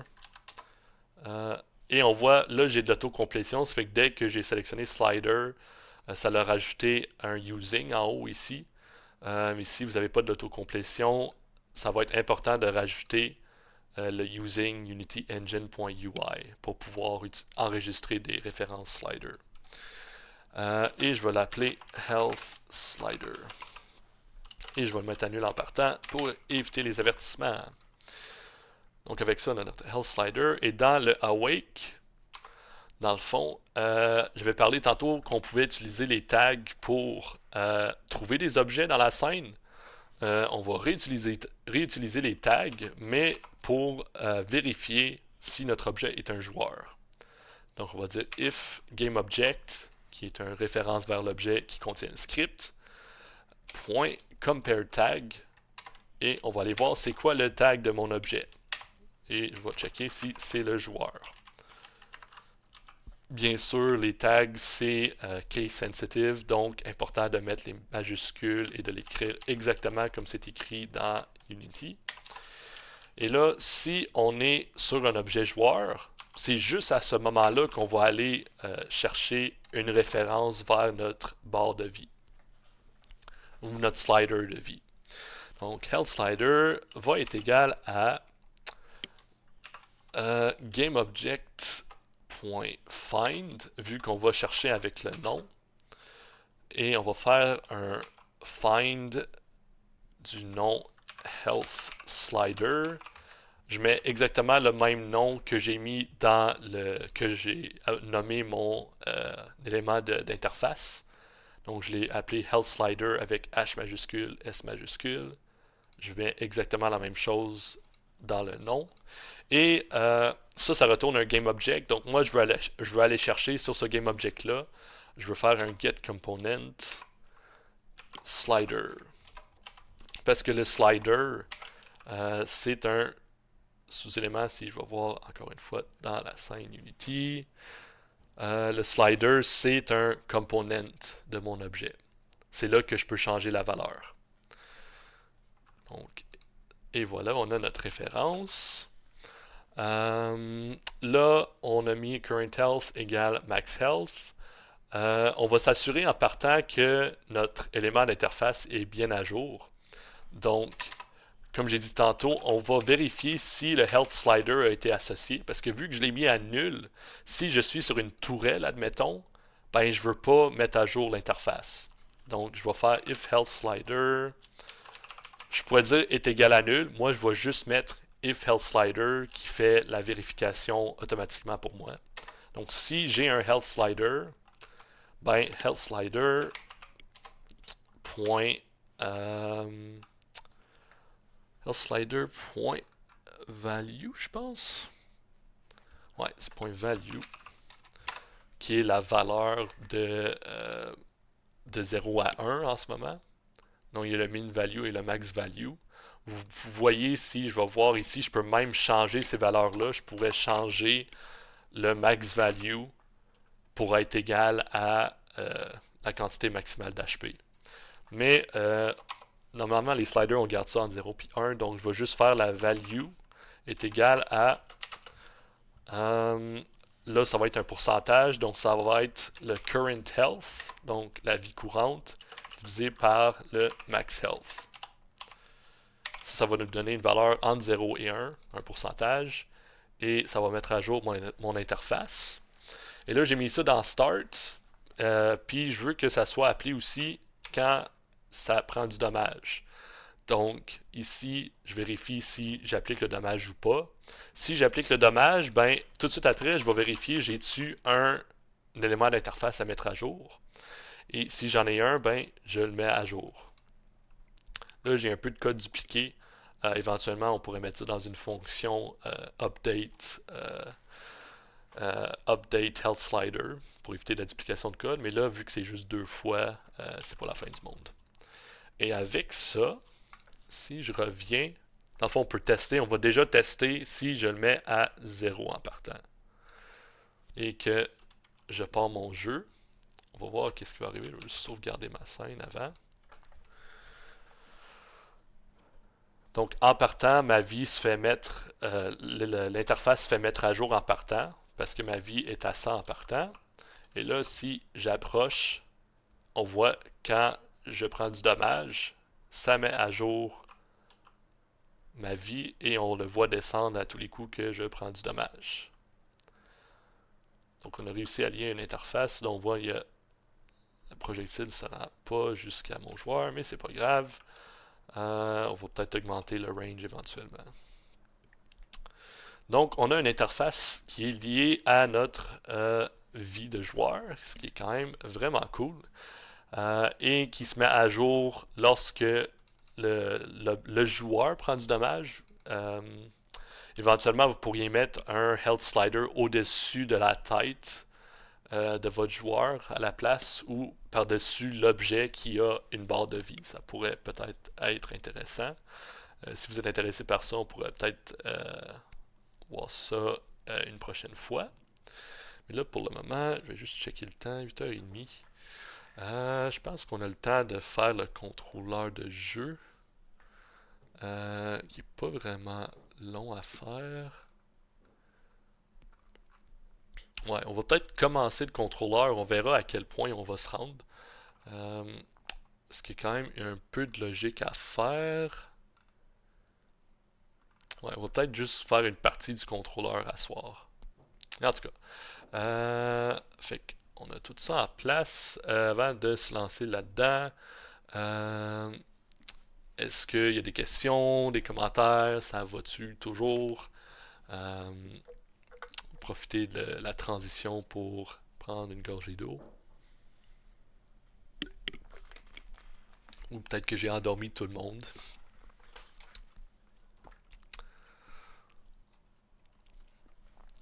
Ça a l'air que non. Ça a l'air qu'il y a encore du monde en vie. Parfait, ça. Ouais, Antoine il dort. Bon. Donc, on va donc commencer le contrôleur de jeu. Donc, dans le fond, on va rajouter un objet vide dans notre scène en partant. Et cet objet-là va contenir un script et juste un script. C'est lui qui va gérer, dans le fond, qui va s'occuper de vérifier les conditions de victoire ou de défaite de notre jeu. Donc, toute la logique de, OK, en partant, le joueur a tant de tourelles à tuer. Si tous les tourelles sont mortes, le joueur gagne. Si le joueur meurt, il va perdre et on va afficher un écran de victoire ou de défaite en conséquence. Donc, je vais créer un objet vide parce qu'on a besoin d'un objet si on veut mettre un script dans notre scène. Je vais le remettre à 0 parce que pour une raison quelconque qui est allé se placer à l'autre bout du monde. Et je vais l'appeler le Game Manager. Parce que ça va être le gestionnaire de notre jeu, et je vais lui rajouter un script avec le même nom, Game Manager. Comme ça. Créer et ajouter. Ça va prendre quelques secondes se mettre à jour. Ah, j'ai fait une erreur. On voit même que ça fait un bug parce que Unity pense que c'est quelque chose d'autre. Donc je vais juste le renommer. Et on va voir si ça va mieux aller. Ah, c'est parce qu'il y a un objet qui s'appelle Game Manager de base dans Unity. Intéressant.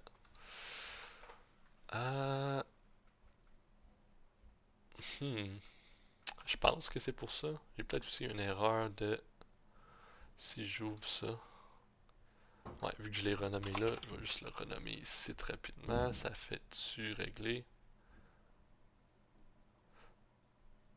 On va voir si Unity se met à jour. Ok. Bon, je pense qu'il y a un Game Manager de base dans Unity.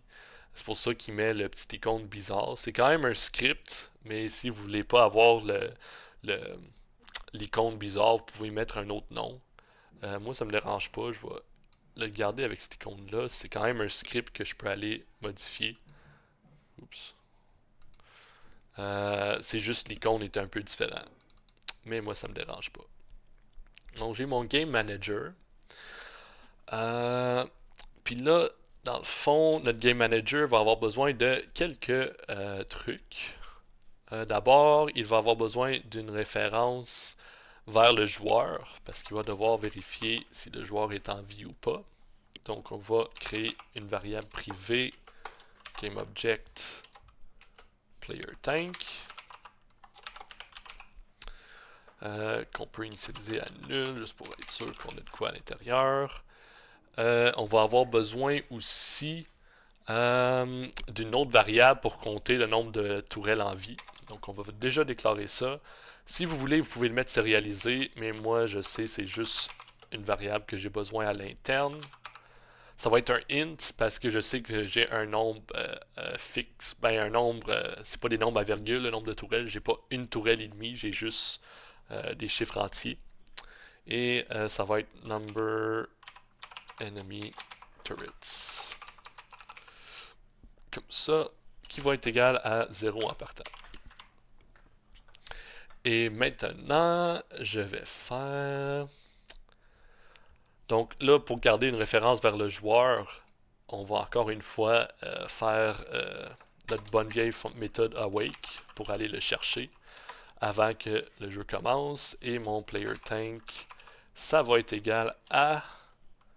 On va faire un GameObject.find find object with tag. On va essayer d'utiliser les tags quand même beaucoup. Find object with tag. Il y en a juste un. Et il va s'appeler player le tag. Attention à vos erreurs de frappe. Et j'ai maintenant une référence à mon joueur. Et dans le start, dans le fond, une fois que tous les objets sont initialisés, c'est là que je vais compter le nombre de tourelles actives dans ma scène. Donc, pour trouver le nombre de tourelles, on va utiliser... dans le fond, on va utiliser l'autre méthode que j'avais parlé tout à l'heure. On peut trouver un objet ou une liste d'objets avec un tag. Donc, d'abord, je vais me créer un tag tourelle. Donc, si je reviens dans ma scène, je vais sur ma tourelle. Il faut que le script compile. Et en ce moment, mes tourelles n'ont pas de tag. Je peux cliquer dessus et je peux ajouter un tag. Moi, je vais cliquer dessus. Et on voit en ce moment ma liste de tags personnalisée est vide. Je vais cliquer sur le petit plus et je vais mettre le nom de mon tag qui va s'appeler Enemy Turret. Comme ça. Voilà le tag que je vais utiliser. Et maintenant, je vais aller sur ma tourelle et je vais sélectionner. On voit mon nouveau tag est apparu dans la liste. C'est une tourelle ennemie et je vais appliquer mes changements pour que toutes mes tourelles dans la scène soient des enemy turrets. Et voilà. Et là, si je reviens ici, je peux faire... je vais d'abord me créer... Je vais appeler la fonction... La fonction retourne une liste de GameObject. Donc, je vais me déclarer une liste. Enemy turrets va être égal à... je vais juste faire un gros copier-coller sale pour sauver du temps. Donc, find game objects with tag qui retourne une liste. Et au lieu de chercher les joueurs, je vais chercher les enemy turrets. Et alors, moi, j'ai pas besoin de garder des références sur les tourelles, j'ai juste besoin de savoir le nombre. Donc, je vais juste dire, ben, mon nombre de tourelles ennemies va être égal à le enemy turrets, ma liste, point length. Ça va me donner le nombre de tourelles ennemies dans la scène. Donc, c'est ça. Et enfin, pas besoin d'update, on va pas faire rouler, on va pas tester. On pourrait tester à chaque update, voir si le joueur est mort, mais ça c'est un peu ridicule, on va faire des calculs pour rien. Dans le fond, ce qu'on va faire, on va rajouter une fonction publique qui on va pouvoir appeler cette fonction-là pour dire quelque chose dans la scène est mort. On n'est pas obligé de dire quoi, ben ça va être le game manager va ensuite vérifier qu'est-ce qui vient de mourir, puis si c'est le joueur, ben là, il va faire de quoi en conséquence. Mais on va d'abord commencer par créer une fonction void, object died, et ça va être un game object, dead object. Ouais, dead object. Vous pouvez mettre un autre nom si vous voulez. Moi, je dis juste qu'il y a un objet qui est mort dans la scène. On ne sait pas nécessairement c'est quoi, donc ça reste générique. Donc, avec ça, dans le fond, on va appeler cette fonction-là de nos Health Manager. Donc, dans le Health Manager, quand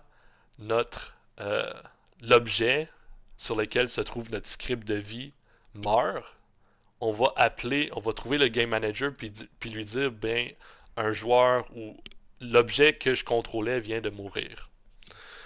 On va déjà aller configurer ça. Donc, dans le Health Manager, on va dans le fond garder une référence vers le contrôleur en partant. Donc, dans la wake, on a déjà notre Health Slider. Avant ça, on va déclarer une variable Game Manager pour pas être obligé d'aller le chercher une fois que le jeu roule. Game Manager est égal à nul en partant. Et ensuite, dans le awake, on pourrait aller chercher avec le nom de l'objet. Mais moi, je vais juste... on va essayer de réutiliser les tags juste pour que ce soit un peu plus simple à comprendre. Donc, Game Manager va être égal à GameObject point find GameObject with tag. Oups, GameObject. On va aller chercher dans le fond, Unity met déjà un Game Controller, donc on va utiliser ce tag-là. Et on va aller chercher sur l'objet qu'on trouve. On va faire un getComponent pour aller chercher le script Game Manager. Dans le fond, on pourrait créer notre propre tag si on veut pour ne pas mélanger des affaires. Mais Unity nous en donne déjà un préfet. Ce qui n'est pas pire. Si je reviens ici, Game Manager, je peux l'associer Game Controller. Je vais peut-être mettre un... Non, je vais me créer mon propre tag juste pour ne pas créer de la confusion. Donc, je vais rajouter un tag Game Manager. Et je vais utiliser ce tag-là sur mon Game Manager. Et je vais aller chercher le Game Manager. Juste pour la consistance. Comme ça. Donc là, j'ai une référence vers mon Game Manager. Et maintenant, si mon joueur ou l'objet à laquelle le script est associé va mourir, ben, dans le fond, on fait déjà, on ajuste la vie, on met à jour l'interface et dernière affaire, si le current health est inférieur ou égal à 0, on va aller chercher notre game manager. J'avais dit object died. Et on va passer le game object auquel le script est attaché. Comme ça, tout le contrôle va se faire dans le game manager. Le Health Manager, lui, fait juste dire hey, mon objet il est mort, décide qu'est-ce qu'on va faire en conséquence. Donc ici, l'objet est mort, en ce moment, on fait rien avec. Donc, on va juste remettre en place notre petite logique.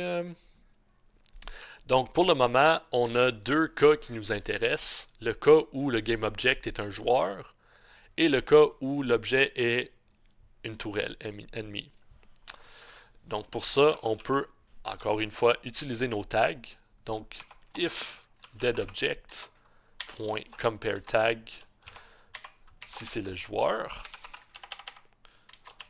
comme ça.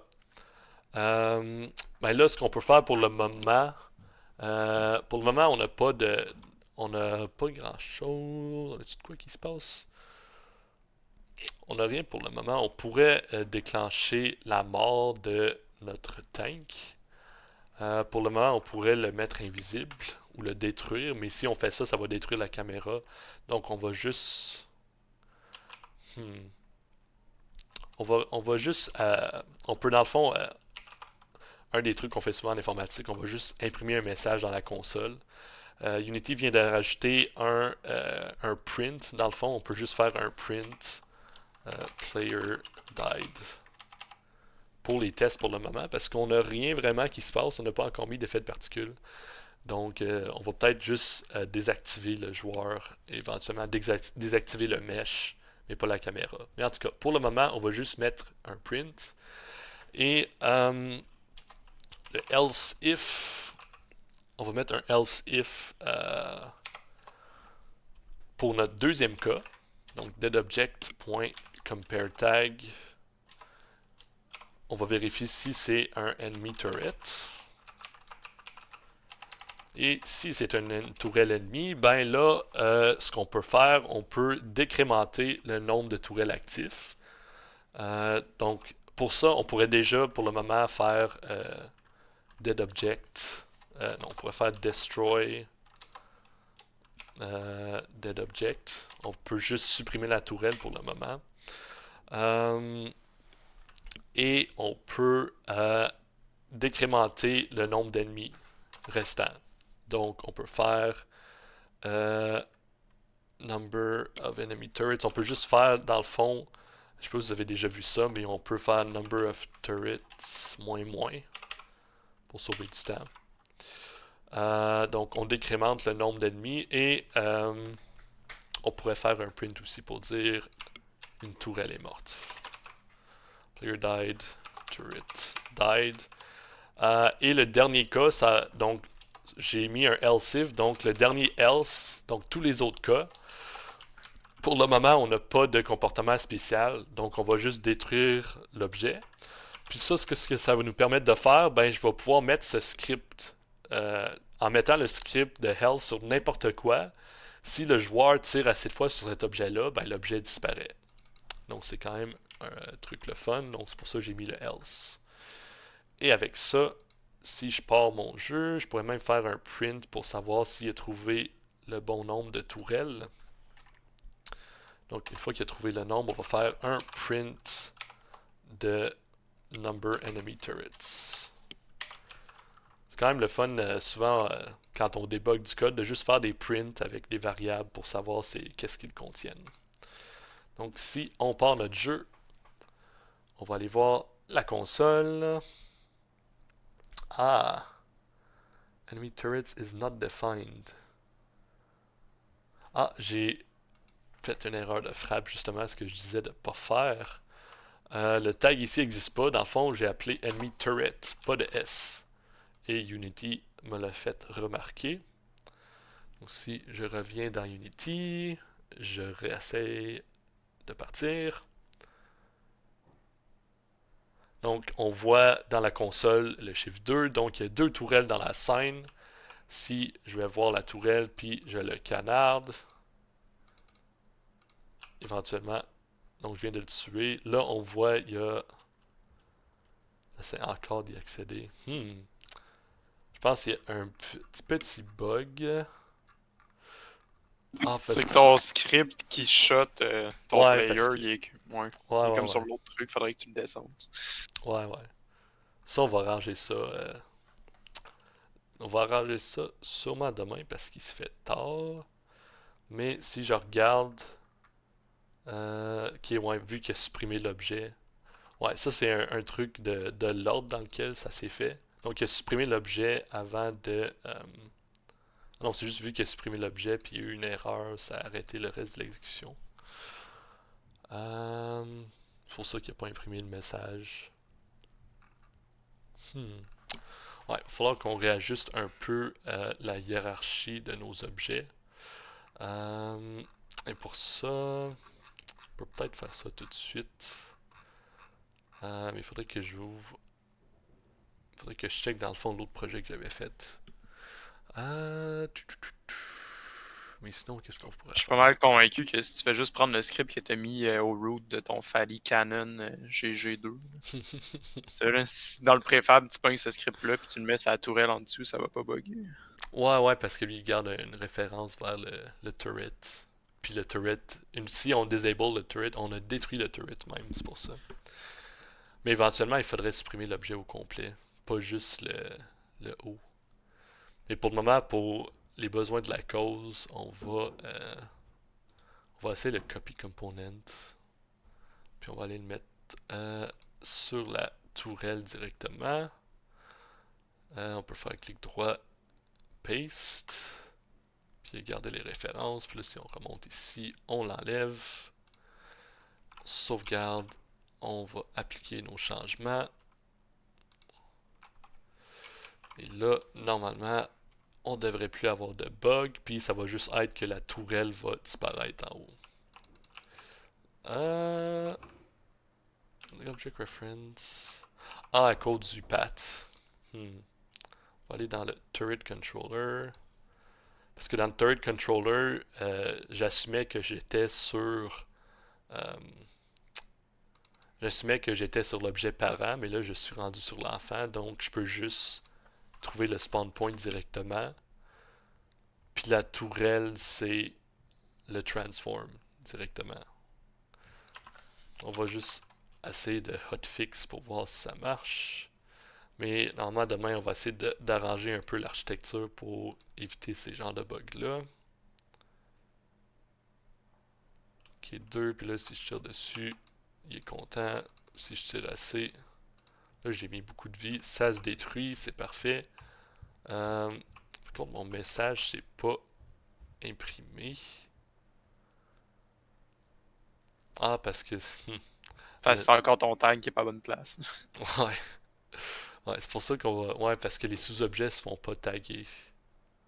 Ouais, va falloir réparer ça pour demain, mais au moins on va pouvoir voir avec la tourelle. Là, c'est sûr, ça prend une éternité de me faire tuer. Éventuellement, si ça atteint 0, on voit le message que le joueur est mort. Puis un autre bug en ce moment, c'est la tourelle continue à tirer une fois que le joueur est mort. Donc il y a encore quelques logiques à faire. Il va falloir vérifier si le joueur est mort avant de tirer. Il va falloir ajuster la hiérarchie pour pouvoir tout mettre sur l'objet parent. Mais je pense qu'on peut. On va peut-être laisser ça à demain pour pas trop en mettre en fin de. Genre 5 minutes avant la fin pour pas s'embarquer trop loin dans quelque chose de trop complexe. Mais au moins pour le moment, avec ce qu'on a, on peut tirer, on peut détruire les tourelles et n'importe quel objet. Donc, admettons, juste pour le fun, pour finir, si je prends ma boîte ici, si je lui mets un collider, un box collider et le script health manager et que je lui mets 30 points de vie, là je vais le détacher de son prefab original et je vais me créer mon propre prefab que je vais renommer même parce que le nom est un peu bizarre, donc Redbox. Je vais le mettre dans mes prefabs. Ok, je vais même l'autre. Ah ouais, l'éclairage est différent là-dessus en plus. On va enlever ça.